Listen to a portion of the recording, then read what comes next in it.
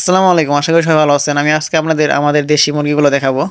কোনো খরচ নাই, কোনো ইনভেস্ট নাই, কোনো খাবার খরচ নাই, আর কোনো প্যারাশন মানে সময় দেওয়া লাগে না। সব মিলাই মানে গ্রামের টপ 1 এইটা চলে, মানে লাভজনক বিতা হিসাব করলে।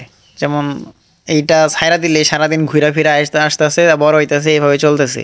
দিনে সকালে একবার খাওয়া দিলে হয়, রাইতে রাইতে বলতে সন্ধ্যার দিকে একবার খাওয়া দিলেই হইতেছে। তো আমি আপনাদের কিছুদিন আগে আমার 4টা মুরগি দেখাইছিলাম। এই নিয়ে একটা মুরগি আমরা খেয়ে ফেলেছি, আর একটা মুরগি কিনছি আর কি। টোটাল 4টা মুরগি এখনো আছেই। তো 4টা মুরগি থেকে আজকে আমাদের মুরগি প্রায় ওই 50+ আর কি, সব মিলাই।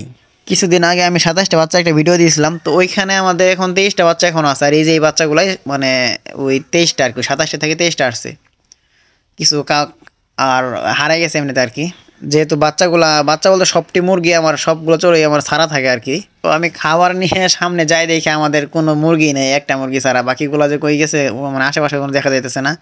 তো একটা মুরগ আসলো শুধু, আর একটা মুরগি আসছে এক্সট্রা। এছাড়া এই এক মুরগির বাচ্চা এগুলা।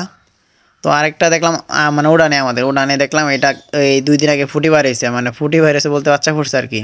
তো এইটারও খাওয়া দিতেছি, এইগুলো দিতেছি খুদ আর কি। আর আমি এখানে নাপা প্লেনটা গুঁড়ো করে পানিতে গলায় খুদের সাথে মিশাই দিছি। আমার কাছে মনে হয় এই যে হাঁস মুরগি চড়ে এগুলোর ওষুধের থেকে আমাদের এই মানুষের ওষুধগুলো একটু দিলেও ভালো কাজ করে, কমাই দেওয়াতে আর কি।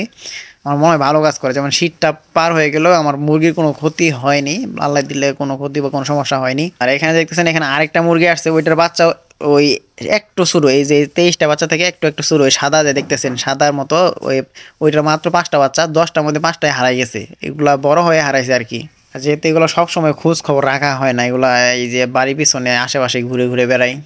আর 7টা বাচ্চা আছে একটু বড় টাইপের, এই যে লাস্টে যে বাচ্চা দেখতেছেন এইটার মতো একটা বড়, ওই যে একটা আসছে ছোট মুরগ বাচ্চা আসছে, ওইটার মতো 7টা আছে আর কি। ওইটা আগে আপনাদের দেখাইছিলাম 7টা, আপনাদের মনে আছে হয়তো ওই ভিডিওটা দেখছেন, যে ভিডিওটা সেই সময় যে দেখাইছিলাম ওখানে থেকে এখন ওই পরে বাড়ছে কয়টা, 10টা 12টা, সরি 12টা আর 5টা 15-16টার মতো বাচ্চা বাড়ছে আরও। আর এখানে আমার হাঁসগুলা, তো এরও খাওয়া দিলাম, মানে নাপা দিয়ে গলা নিয়ে খুদ দিলাম। হাঁসগুলো ভালো আছে। তো আপনারা এগুলো দেখলে মাশাআল্লাহ বললেন, আলহামদুলিল্লাহ বললেন, আমাদের জন্য দোয়া করেন যেন কোনো সমস্যা না হয়, কোনো সমস্যা না পড়ি আমরা। এখানে যে দেখতেছেন এগুলাই আমাদের এগুলাই মুরগি চড়ে বাচ্চা আর কি মিলা সব এখানে। এখানে 7টা বাচ্চা ঠিক মতো আসে না, মনে একটা আসছে মুরগি, আর একটা আসে মানে ঠুকরাই। তো এগুলা মানে একসাথে সবগুলো খাওয়া দেওয়া যায় না এভাবে। তো আমরা মাঝে মধ্যে যেটা বাসায় থাকে আরেকটা না, এইভাবেই দিই আর কি। তারপর সকালে একবার একসাথে দেওয়া হয়, আর ওই সন্ধ্যার সময় আরেকবার দেওয়া হয়। তা কিন্তু ওই ঠোড়াঠুড়ি করে যেই কয়টা খাইতে পারে আর কি। তো যারা গ্রামে থাকেন তারা এইটা পালন করতে পারেন, মানে এইটা বলতে দেশি মুরগি পালন করতে পারেন। যেমন দেখেন আমি চাইলে 23টা বাচ্চা, আমি সামনে রোজা আসতেছে, প্রত্যেক দিন একটা করে খেলেও 23 দিন 23টা খেতে পারতেছি।